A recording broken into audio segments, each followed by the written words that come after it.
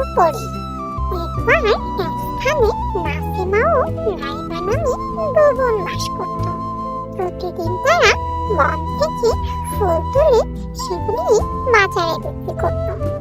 তাদের মধ্যে নাইমা ছিল বেজায় আলসে।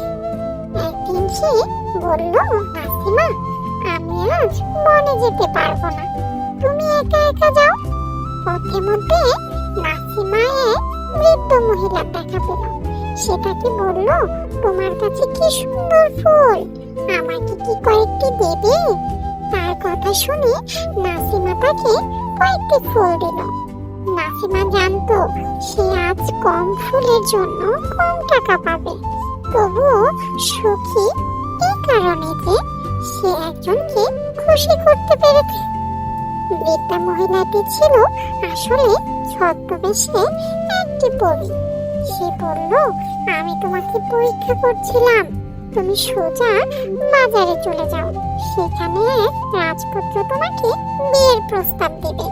এই কথা শুনে ঈর্ষাপরায়ণ নাইমাও চাইল সেই রাজপুত্রকে বিয়ে করতে। তাই সে বনে গিয়ে সেই বৃদ্ধ মহিলাটির জন্য অপেক্ষা করলো।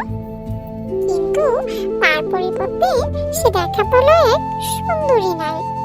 নারীটি বলল, আমি অসুস্থ, দয়া করে তুমি আমাকে এই কূপ থেকে একটু পানি এনে দাও, আমি খুবই পিপাসার্ত।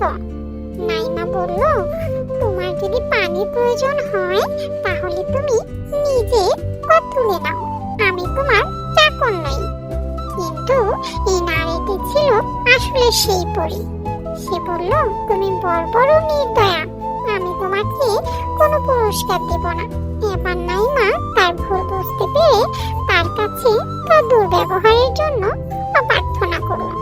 কিন্তু ততক্ষণে পরে অদৃশ্য হয়ে গেছে। এবার নাইমা বুঝতে পারল যে সবাইকে দয়ালু হতে হয়।